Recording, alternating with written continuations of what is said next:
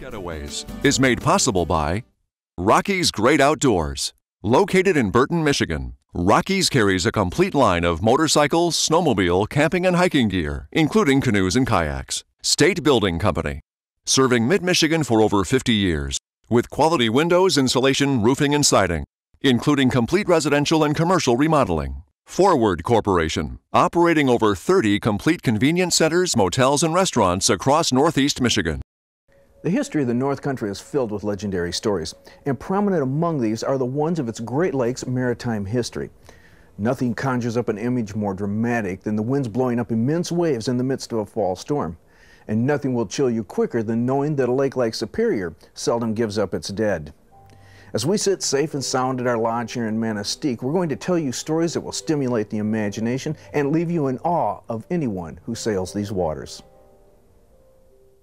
This show is sponsored in part by the Mesquite Tourism Council. Old world charm, modern day amenities, and a playground for the outdoor enthusiast. Found in the heart of Michigan's beautiful Upper Peninsula or on the internet at onlynorth.com.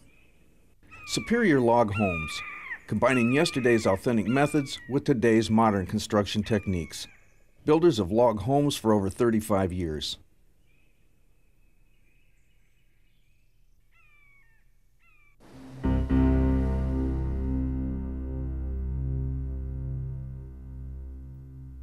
Many a tale of a Great Lakes hauntings has been told over a galley table or in the shadow of a lighthouse beacon. So sit back, imagine the chill of the sea mists around you and the echo of the distant foghorns. It's time to set sail.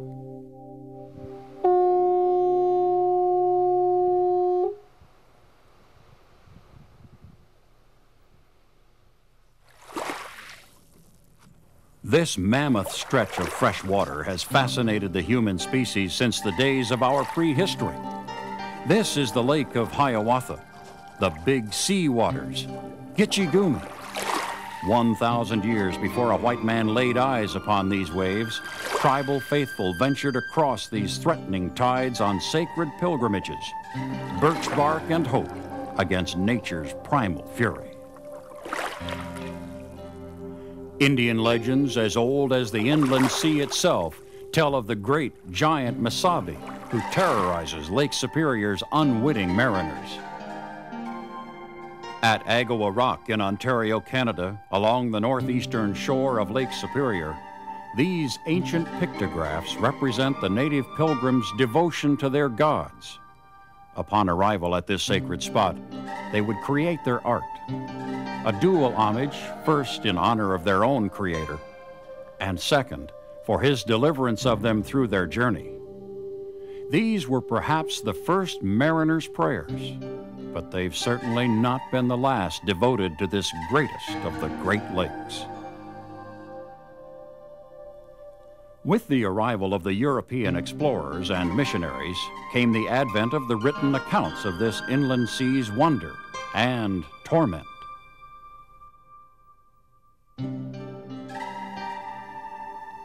We have all heard the mysterious tales of the Bermuda Triangle, where ocean-going vessels disappear from the face of the earth without a trace. Suffice it to say that our own Lake Superior can offer its share of mysteries as well. In the early spring of 1914, the Benjamin Noble was bound for Duluth from Milwaukee. Her captain was John Eidenhart. It was his first command, and it would be his last. The freighter had successfully navigated Lake Michigan and the Straits of Mackinac and steamed up the St. Mary's River to the Sioux. Captain Eisenhart brought his new vessel through the locks with the perfection of a seasoned officer. He sounded the blasts out to open water, and the Benjamin Noble steamed off into Whitefish Bay, her trail of smoke slowly disintegrating over the horizon. She was never seen again.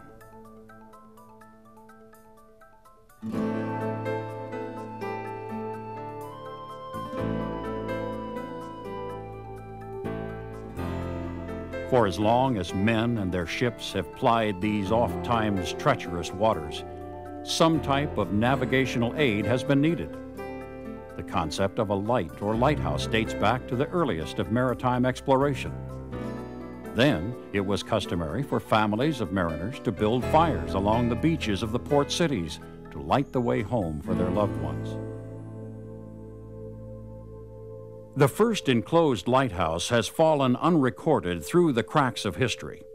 We do know, however, that it was an idea whose time had come.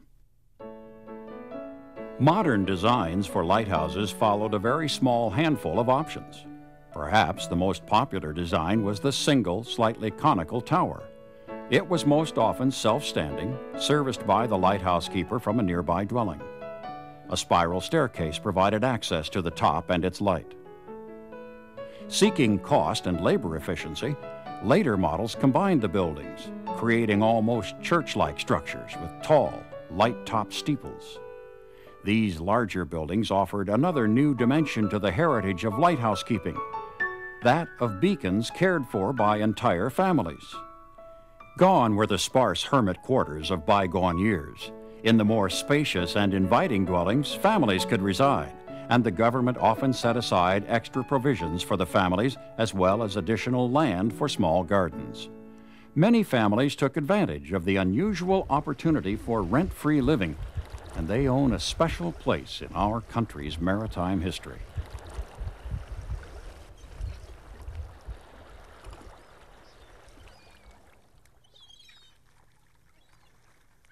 At Mission Hill near Sault Ste. Marie, a plaque commemorates the crew of the Myron, a lumber hooker which rode a fierce November storm into the history books. Heading east toward the Sioux Canal, the Myron and its barge had left Munising in mid-afternoon. She was towing her final load of lumber for the season, and Mother Nature was giving a stern lesson for such foolishness. Lake Superior can unleash its wrath in a matter of minutes when the fickle weather of late autumn turns playful. And so it was on this fateful November day. The temperature had been dropping steadily, and a heavy snow had begun. This was certainly not the first snow of the season. Snow was already a measurable fact throughout the area, and the lake was well underway with its annual construction of winter dunes of snow and ice along the southern shore. By late afternoon, the Myron had found the storm front. The seas worsened, and the waves tossed the two crafts about like toys in a child's tub. The Myron's barge was being thrown about, threatening to collide into the senior ship itself. The good boat gallantly forged onward, hoping to make Whitefish Bay. As a series of tidal forces buffeted the Myron, the unmistakable sound of splintering wood and shearing metal could be heard over the howling winds. The ship was breaking apart at the seams. At this point, the barge was let loose. Without the excess weight and stress, perhaps the Myron could hold out for Whitefish. It was not to be. The Myron was sinking. The captain ordered the crew to abandon ship. He made a course toward land so that the perilous, virtually impossible journey might enjoy some measure of hope. As the crew left, the proud captain stayed with his disintegrating vessel, thus initiating one of the greatest ironies of Great Lakes lore. The lifeboats that did make it to shore really didn't. They were met by the ice cliffs towering along the shore. Some of the intrepid seamen attempted to scale the slippery dunes, but the slick footing and gale winds created a formidable obstacle. The crew could go no further. In their lifeboats, hands held tight to the oars. Along the shore, arms outstretched in futile ascent, the Myron's crew was found frozen in place, like flies in amber. Glacial fossils of this ancient lake.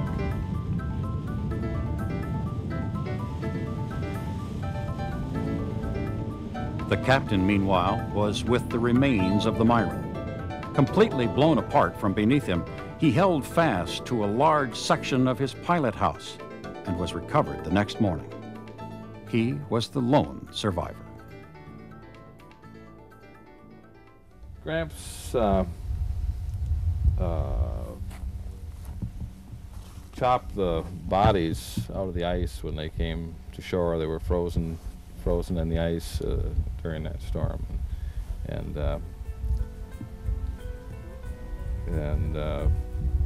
eventually ended up bringing them up here, and they're all buried in a common grave. And I don't believe they ever identified these sailors.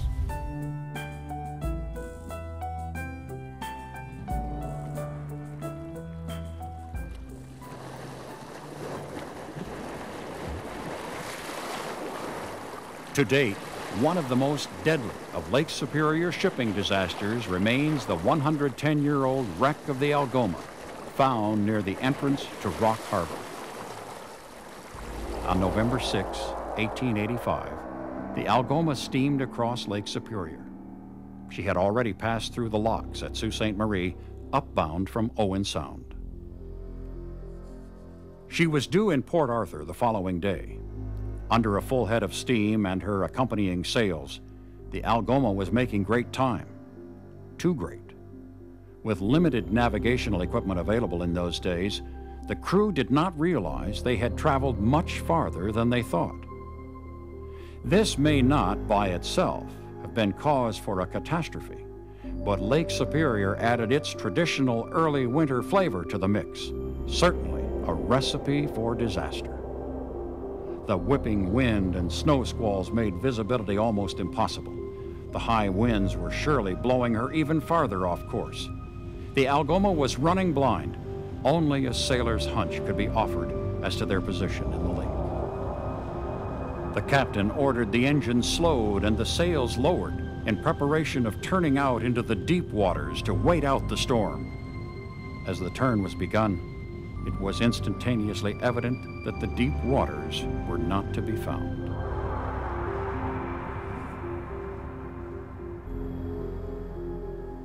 The Algoma had run aground against Greenstone Island along Isle Royal's Rock Harbor. The reef crushed the ship's rudder and propeller and gouged the hull, effectively perforating it for the inevitable onslaught of breakers to follow. Within hours, the once mighty steel superstructure was torn asunder, the bow and its terrified complement flung off the shoal and into the depths. Only 14 people saw the next morning's light. An estimated 45 passengers and crew were lost forever. And even after a century plus 10 years, the bow end of the Algoma has never been found.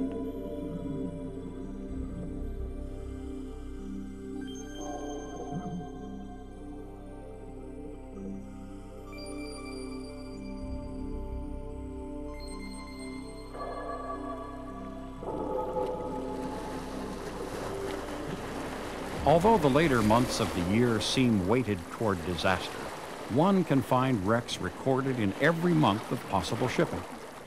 If Lake Superior's vicious breakers do not overtake a vessel single-handedly, its year-round icy temperatures will add a certain death blow to any other unfortunate circumstance. The gales of November is a phrase made famous by Gordon Lightfoot's Ballad of the Edmund Fitzgerald, but it was one well respected by Lake Superior sailors for 70 years prior to that 11th month of 1975. One of the most vicious Novembers on record is the one of 1905. In 3 days' time, at the end of that month, more Lake Superior tragedy was written than any other single period hence. 10 to 20 below zero temperatures were recorded, coupled with sustained winds of up to 80 miles an hour. 30 and 40-foot walls of water battered the harbors and cliffs of Lake Superior's western and southern shores. 30 ships were wrecked in 3 days. Some were driven toward shore and thrown completely out of the water. Others taken down into the depths in the very same manner of mystery as the Fitzgerald.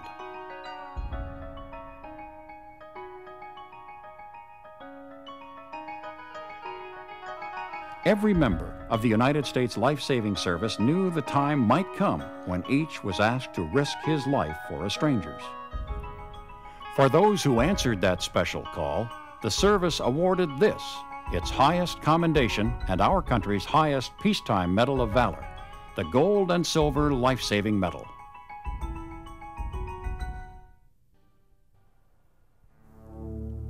It was only a few years ago when a modern vessel equipped with every navigational aid possible was taken out of action by the greatest of the Great Lakes. In early December of 1989, the U.S. Coast Guard cutter Mesquite was removing buoys near the northernmost point of the Keweenaw Peninsula for the winter. Rough stretches of weather had delayed the Mesquite, and the skipper was hoping to get the crew back to port for Christmas. A decision was made to work through the night removing buoys in this particularly treacherous stretch of water. With only a minimal crew working that night, the job at hand seemed routine, and positions marking the ship's location were not taken. As the Mesquite was backing off from the buoy marker, strong winds and powerful currents of the Keweenaw moved the tender dangerously close to a submerged reef, a reef that apparently was not accounted for on the sonar. Without knowledge of their new position, the crew of the Mesquite skidded the ship 50 yards up onto a rocky reef only 14 feet below the surface of the water. Radio calls to Superior and Sault Ste. Marie were made to advise them of the Mesquite's plight. Now an attempt was made to back her off the reef, but the rocky bottom held fast. The ship and her engines shuddered violently on their foundations, and more attempts to back off the reef were abandoned. At 6:20 a.m., command to abandon ship was given. The crew of the Mesquite was rescued by a passing saltwater ship.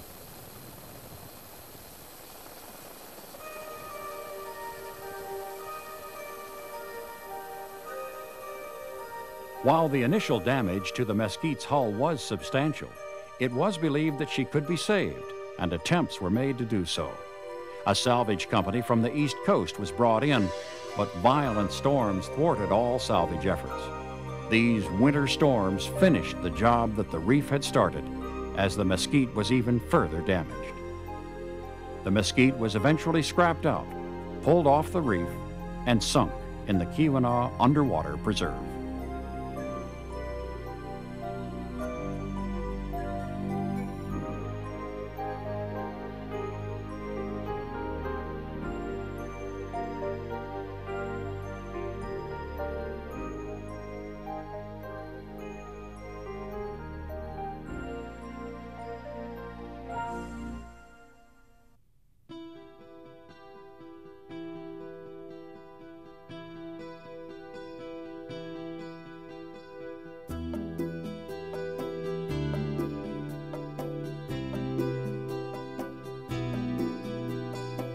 A unique variance to the traditional stone tower superstructure can be seen at the Whitefish Point Light. This tower consists of a single 85-foot cylinder supported by a skeletal frame. Whitefish Point stands directly in the crosshairs of the north wind's worst assaults. The tower was an experiment designed to withstand these hurricane-force winds. It has done so and more for over 130 years. Whitefish Point has withstood all conceivable weather and even a reported earthquake in 1925. Its light has gone out only once in all those years. That night was November 10th, 1975, the night that Edmund Fitzgerald was lost. Retired Coast Guard Captain James Hobaugh describes his feelings when searching for the crew of the Edmund Fitzgerald some 20 years ago. 23 hours later, we made it to the position that the Anderson said that the ship had gone missing in. We'd been there about 20 minutes when we saw a flashing white light, which turned out to be one of the floating lights on a life ring. And that was the last thing that was picked up or that came off of the Fitz after she sank, except probably every now and then we get a blurb of oil that would come up, or diesel fuel. We searched for 4 days and 4 nights. Went in on the fifth day, I think it was. The crew was just dead because it was so rough. 25 to 30 foot seas from 3 different directions.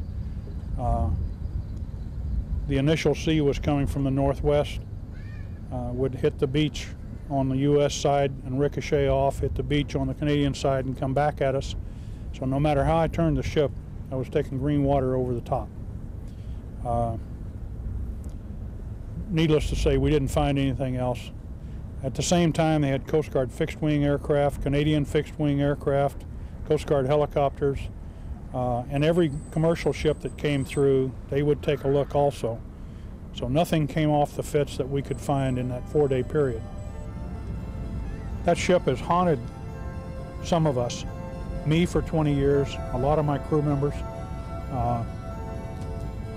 The next year, the next winter, we were breaking ice. We stopped in the ice with a couple of Canadian ships about 4 miles from the Fitz wreck site.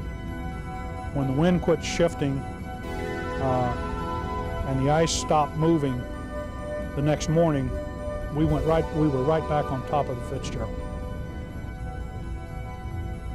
It's just something that keeps reoccurring. 29 guys. They deserve to be remembered. Their families deserve to be honored, if you will. And from old sailors like me, they'll always get that.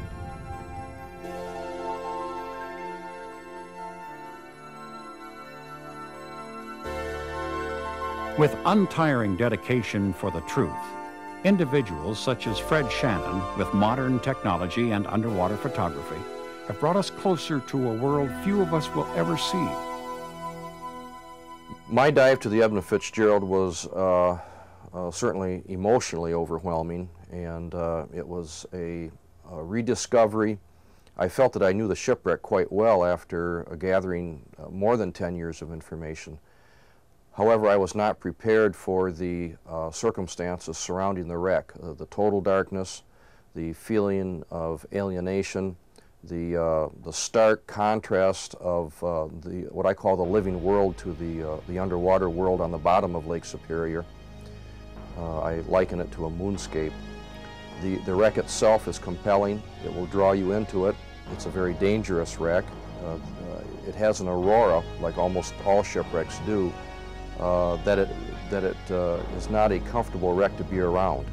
The Fitzgerald will allow you to look at it, to examine it, but it's not happy with the intrusion. It really is a time capsule, and as the submarine approached the wreck, I actually felt that we were penetrating this veil of mystery and intrigue.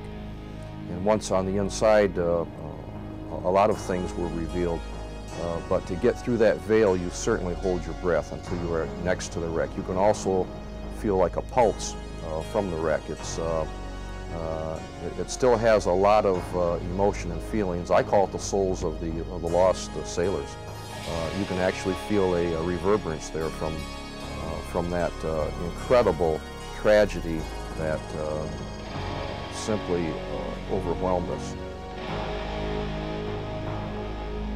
Although an ongoing investigation exists, the bell of the Edmund Fitzgerald has been recovered from the ship and has been presented to the families of the 29 men whose lives were taken on that blustery November night. In turn, the families have donated the bell to the Great Lakes Shipwreck Museum at Whitefish Point, where it stands as a memorial to the men who perished, as well as all sailors who met their end in Superior's icy embrace.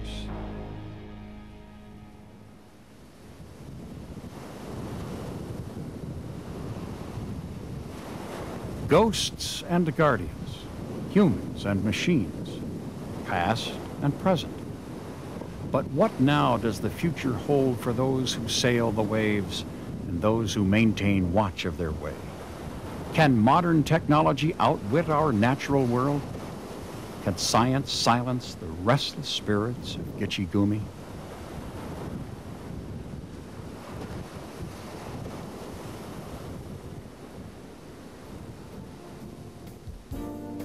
Hearing these tales of shipwrecks and lighthouses of Lake Superior is enough to inspire most people to learn more.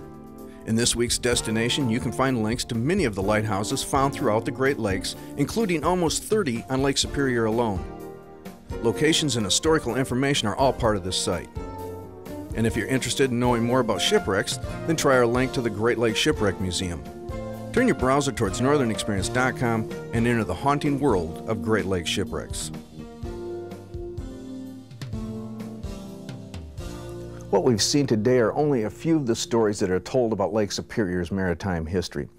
In fact, there are so many stories, they'll probably never all be told. It seems that every mile of shoreline has its own history, as does every ship. And let's not forget the future. Even in these modern times of all the safety and navigational equipment, it will happen again. In fact, it's never been a question of if it'll happen, but rather when. Thanks for watching, and we'll see you next week.